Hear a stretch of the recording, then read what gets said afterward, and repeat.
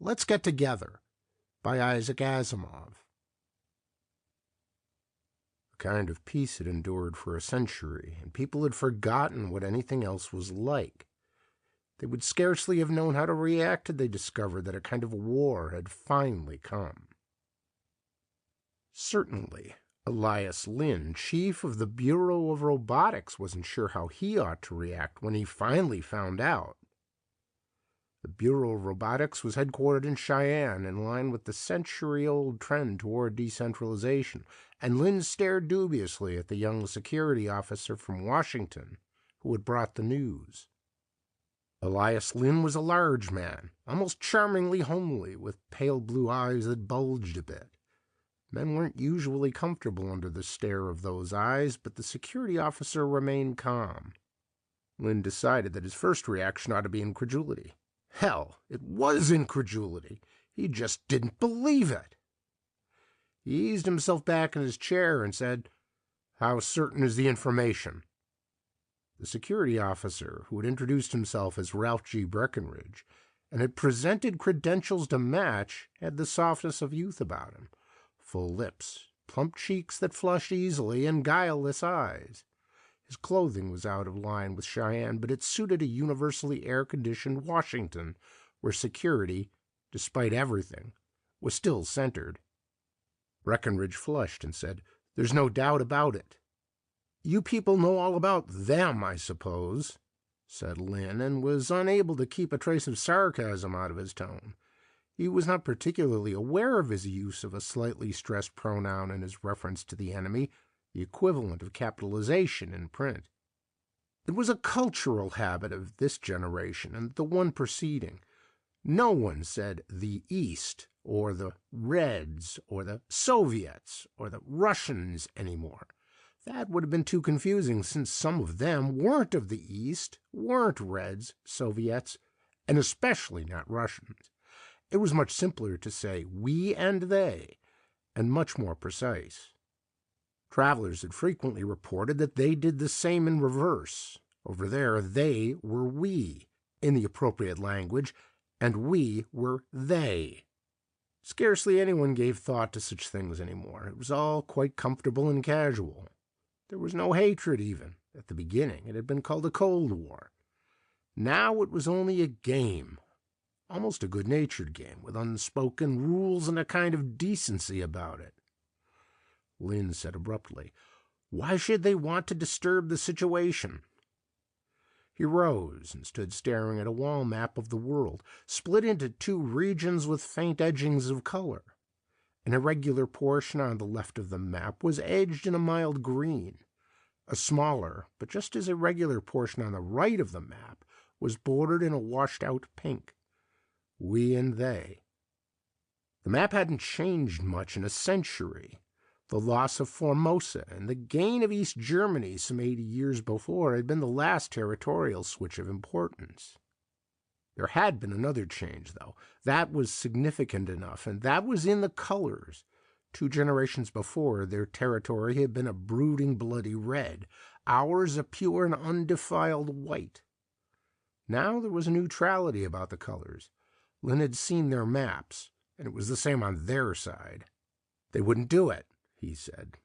"They are doing it," said Breckenridge, "and you had better accustom yourself to the fact. Of course, sir, I realize that it isn't pleasant to think that they may be that far ahead of us in robotics." His eyes remained as guileless as ever, but the hidden knife edges of the words plunged deep, and Lynn quivered at the impact. Of course, that would account for why the chief of robotics learned of this so late, and through a secretary officer at that. He had lost caste in the eyes of the government. If robotics had really failed in the struggle, Lynn could expect no political mercy. Lynn said wearily, "Even if what you say is true, they're not far ahead of us. We could build humanoid robots." "Have we, sir?" "Yes, as a matter of fact. We have built a few models for experimental purposes." "They were doing so 10 years ago. They've made 10 years' progress since."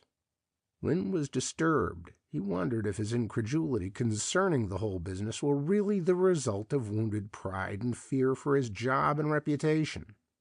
He was embarrassed by the possibility that this might be so, and yet he was forced into defense. He said, "Look, young man, the stalemate between them and us was never perfect in every detail, you know. They have always been ahead in one facet or another, and we in some other facet or another. If they're ahead of us right now in robotics, it's because they've placed a greater proportion of their effort into robotics than we have. And that means that some other branch of endeavor has received a greater share of our efforts than it has of theirs. It would mean we're ahead in force field research or in hyperatomics, perhaps." Lin felt distressed at his own statement that the stalemate wasn't perfect. It was true enough, but that was the one great danger threatening the world. The world depended on the stalemate being as perfect as possible. If the small unevennesses that always existed overbalanced too far in one direction or the other. Almost at the beginning of what had been the Cold War, both sides had developed thermonuclear weapons, and war became unthinkable. Competition switched from the military to the economic and psychological, and had stayed there ever since. But always there was the driving effort on each side to break the stalemate, to develop a parry for every possible thrust, to develop a thrust that could not be parried in time, something that would make war possible again.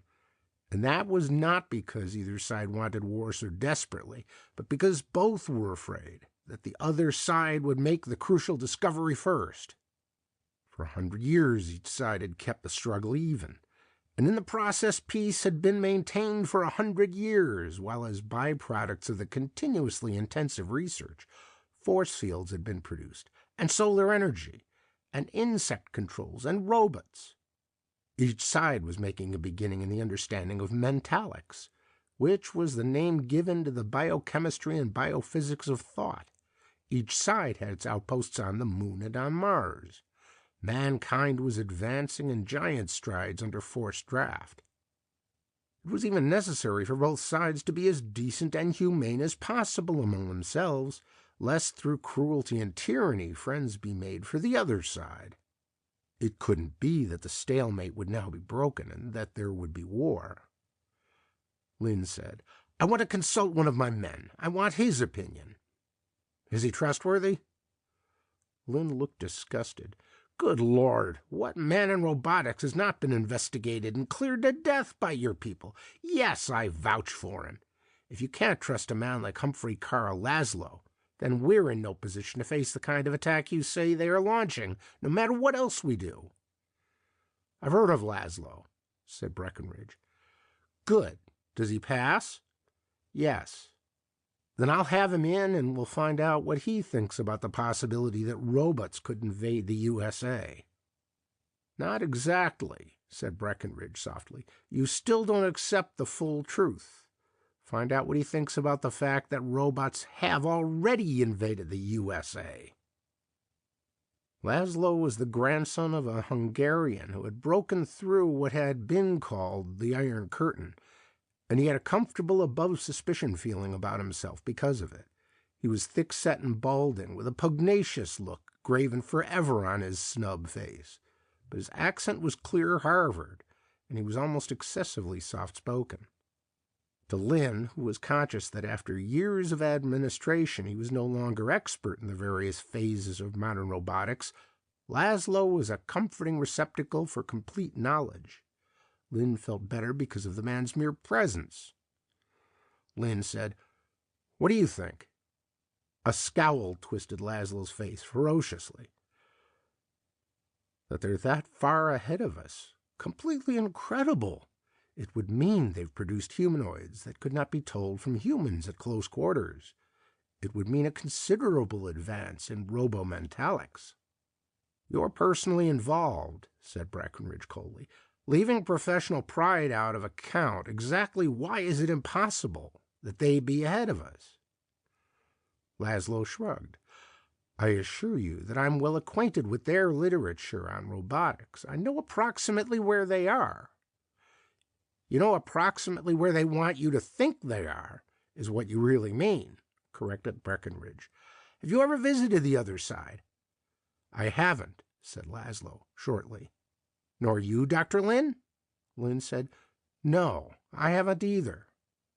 Breckenridge said, Has any robotics man visited the other side in 25 years? He asked the question with a kind of confidence that indicated he knew the answer. For a matter of seconds, the atmosphere was heavy with thought. Discomfort crossed Laszlo's broad face.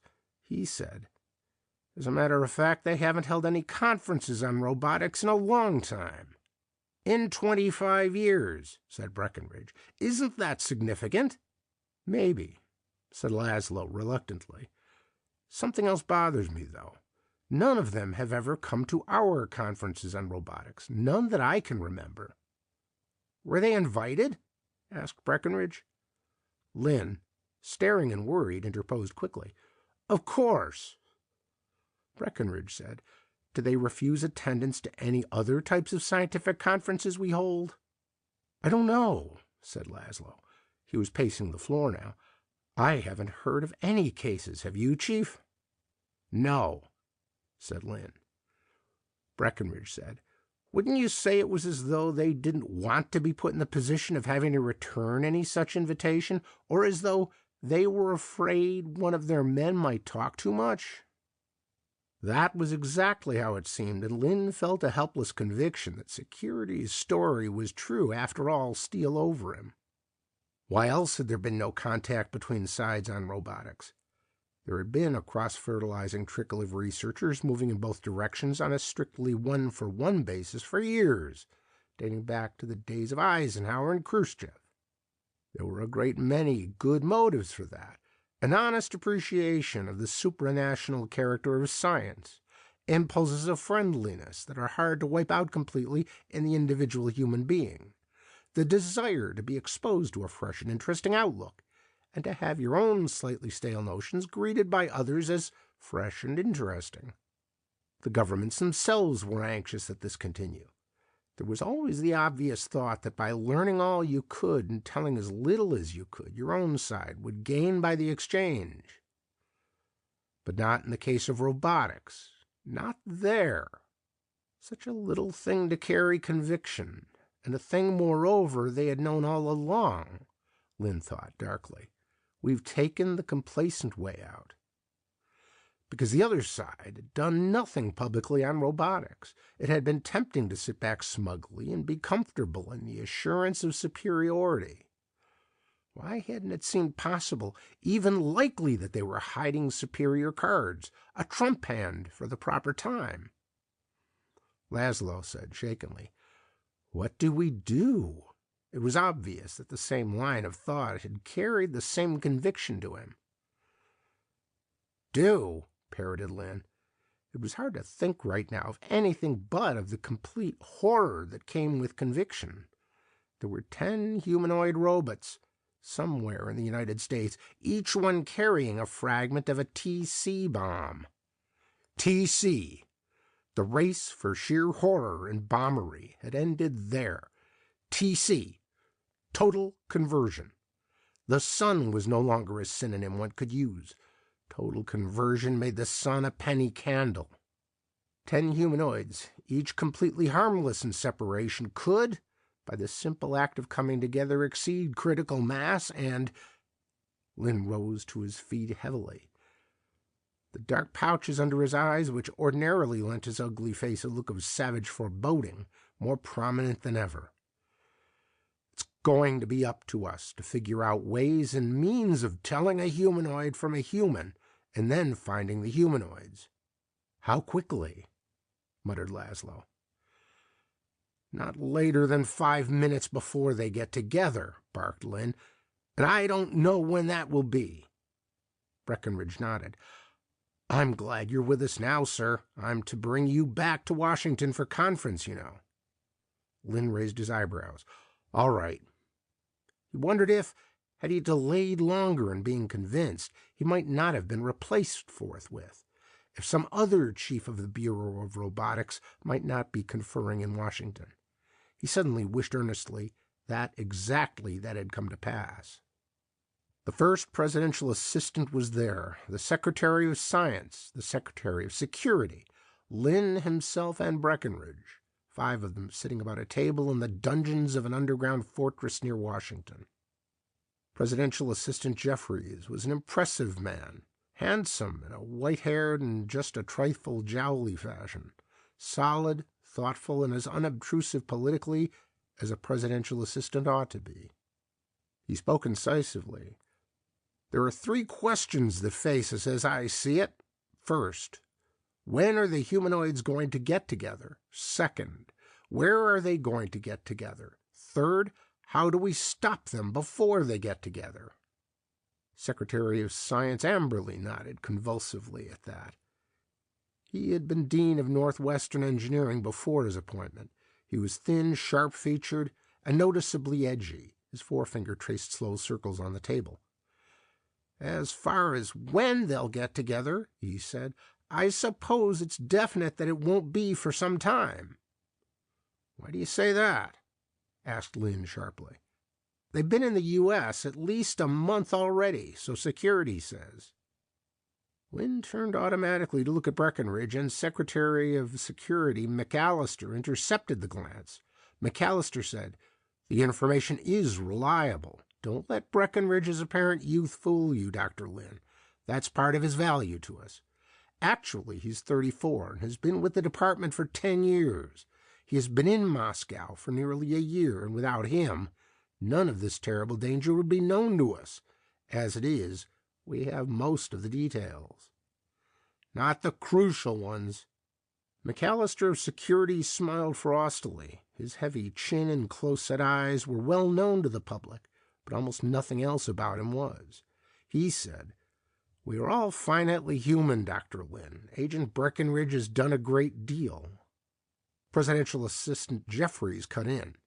Let us say we have a certain amount of time. If action at the instant were necessary, it would have happened before this. It seems likely that they are waiting for a specific time. If we knew the place, perhaps the time would become self-evident.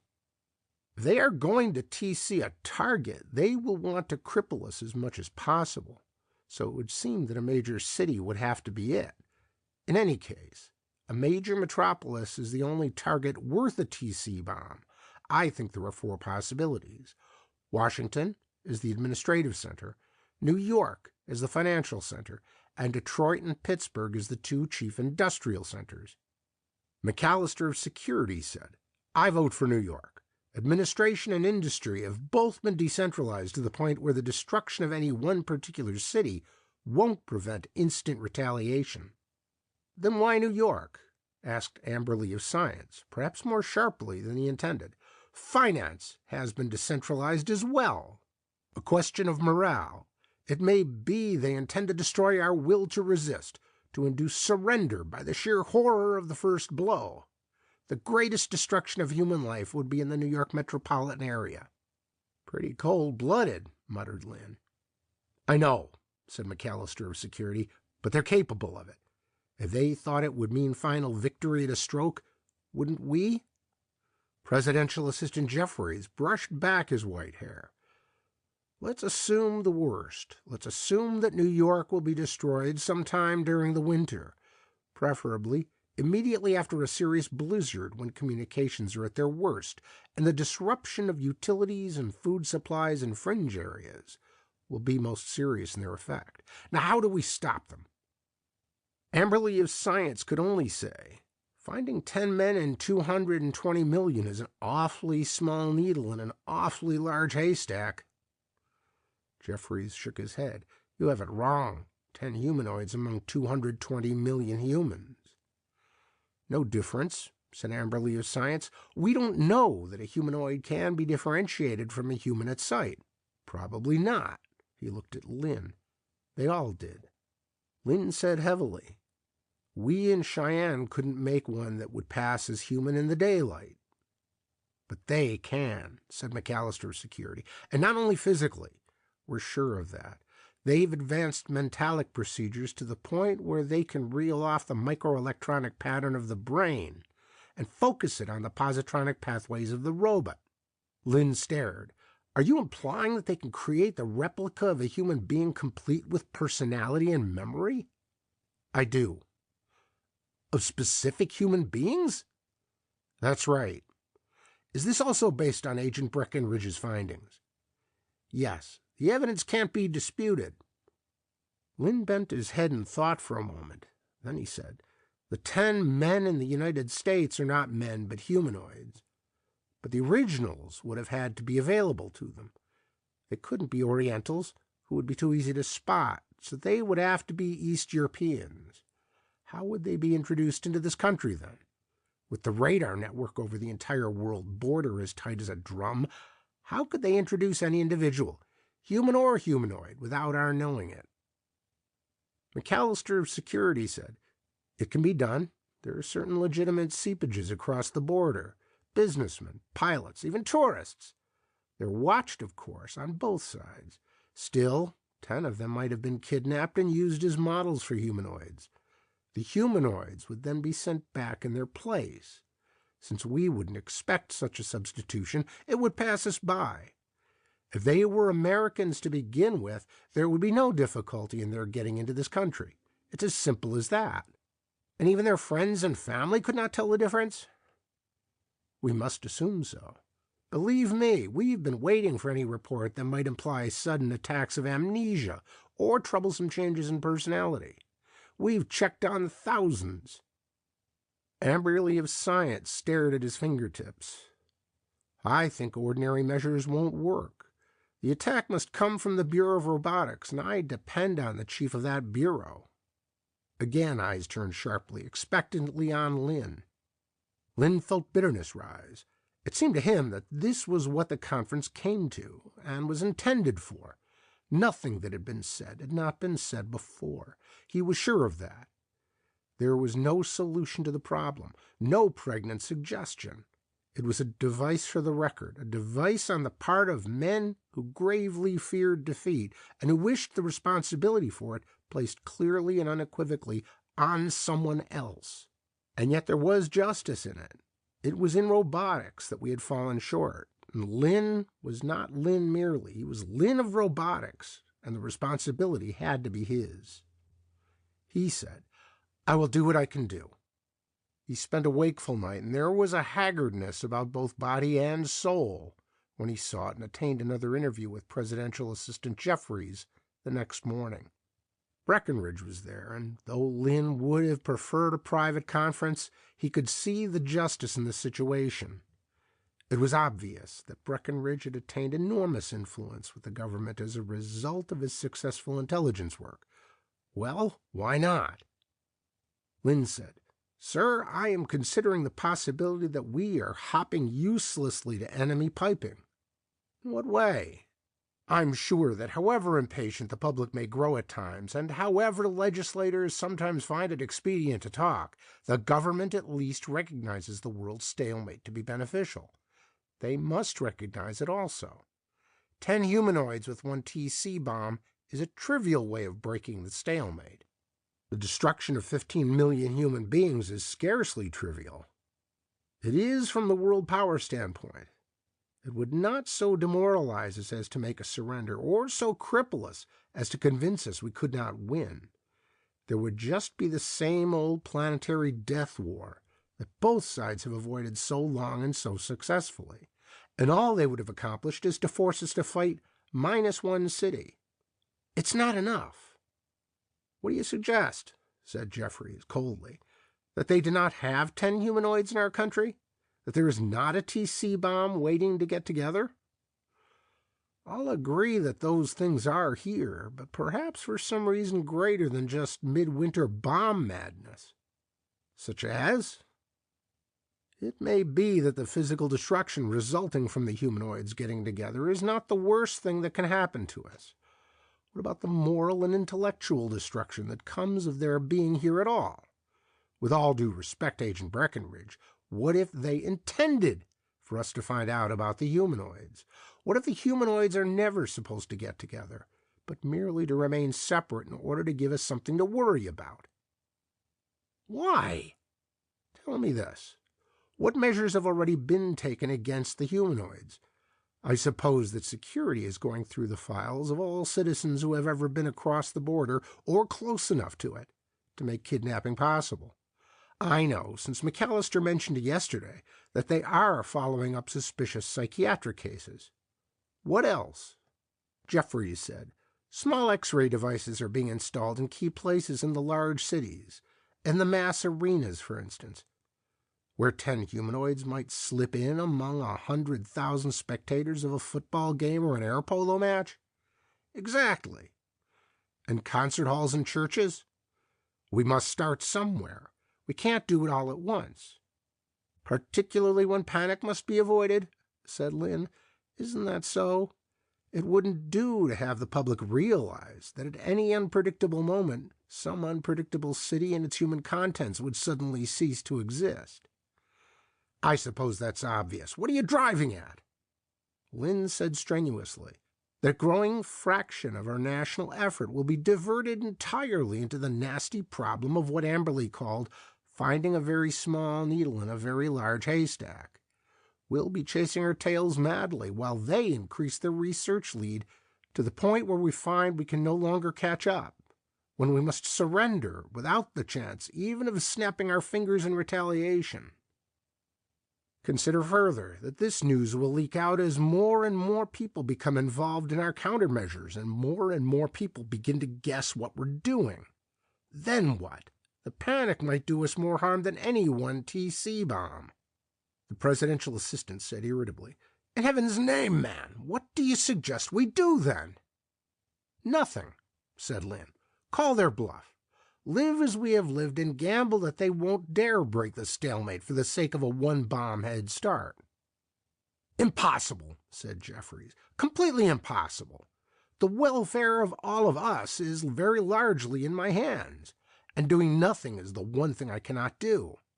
I agree with you, perhaps, that X-ray machines at sports arenas are a kind of skin-deep measure that won't be effective, but it has to be done so that people, in the aftermath, do not come to the bitter conclusion that we tossed our country away for the sake of a subtle line of reasoning that encouraged do-nothingism. In fact, our counter-gambit will be active indeed. In what way? Presidential Assistant Jeffries looked at Breckenridge. The young security officer, hitherto calmly silent, said, It's no use talking about a possible future break in the stalemate when the stalemate is broken now. It doesn't matter whether these humanoids explode or do not. Maybe they are only a bait to divert us, as you say. But the fact remains that we are a quarter of a century behind in robotics, and that may be fatal. What other advances in robotics will there be to surprise us if war does start? The only answer is to divert our entire force immediately, now, into a crash program of robotics research. And the first problem is to find the humanoids.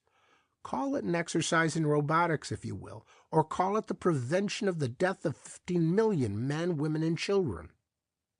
Lynn shook his head helplessly. You can't.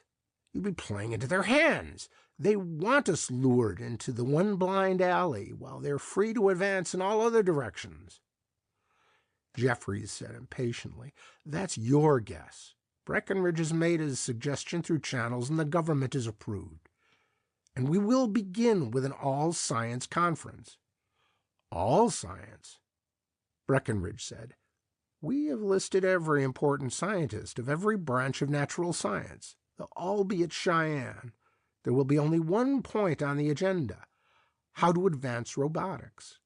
The major specific subheading under that will be how to develop a receiving device for the electromagnetic fields of the cerebral cortex that will be sufficiently delicate to distinguish between a protoplasmic human brain and a positronic humanoid brain. Jeffries said, We had hoped you would be willing to be in charge of the conference. I was not consulted in this. Obviously, time was short, sir. Do you agree to be in charge? Lynn smiled briefly. It was a matter of responsibility again. The responsibility must be clearly that of Lynn of robotics. He had the feeling it would be Breckenridge who would really be in charge, but what could he do? He said, I agree. Breckenridge and Lynn returned together to Cheyenne, where that evening Laszlo listened with a sullen mistrust to Lynn's description of coming events. Laszlo said, "While you were gone, Chief, I've started putting 5 experimental models of humanoid structure through the testing procedures. Our men are on a 12-hour day with 3 shifts overlapping. If we've got to arrange a conference, we're going to be crowded and red-taped out of everything. Work will come to a halt." Breckenridge said, "That will be only temporary. You will gain more than you lose." Laszlo scowled. "A bunch of astrophysicists and geochemists around won't help a damn toward robotics. Views from specialists of other fields may be helpful." "Are you sure? How do we know that there is any way of detecting brain waves or that? Even if we can, there is a way of differentiating human and humanoid by wave pattern. Who set up the project anyway?" "I did," said Breckenridge. "You did? Are you a robotics man?" The young security agent said calmly, "I have studied robotics." "That's not the same thing." "I've had access to text material dealing with Russian robotics, in Russian. Top secret material well in advance of anything you have here." Lynn said ruefully, "He has us there, Laszlo." "It was on the basis of that material," Breckenridge went on, "that I suggested this particular line of investigation. It is reasonably certain that in copying off the electromagnetic pattern of a specific human mind into a specific positronic brain, a perfectly exact duplicate cannot be made. For one thing, the most complicated positronic brain small enough to fit into a human-sized skull is hundreds of times less complex than the human brain. It can't pick up all the overtones, therefore, and there must be some way to take advantage of that fact." Laszlo looked impressed despite himself, and Lynn smiled grimly. It was easy to resent Breckenridge and the coming intrusion of several hundred scientists of non-robotic specialties. But the problem itself was an intriguing one. There was that consolation, at least. It came to him quietly. Lynn found he had nothing to do but sit in his office alone with an executive position that had grown merely titular. Perhaps that helped. It gave him time to think, to picture the creative scientists of half the world converging on Cheyenne. It was Breckenridge who, with cool efficiency, was handling the details of preparation. There had been a kind of confidence in the way he said, "Let's get together and we'll lick them." Let's get together.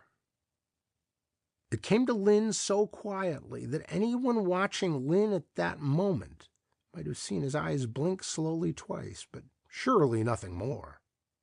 He did what he had to do with a whirling detachment that kept him calm when he felt that, by all rights, he ought to be going mad. He sought out Breckenridge in the other's improvised quarters. Breckenridge was alone and frowning. "Is anything wrong, sir?" Lynn said wearily, "Everything's right, I think. I've invoked martial law." "What?" "As chief of a division, I can do so if I am of the opinion the situation warrants it. Over my division, I can then be dictator. Chalk up one for the beauties of decentralization." "You will rescind that order immediately." Breckenridge took a step forward. "When Washington hears this, you will be ruined." "I'm ruined anyway. Do you think I don't realize that I've been set up for the role of the greatest villain in American history? The man who let them break the stalemate?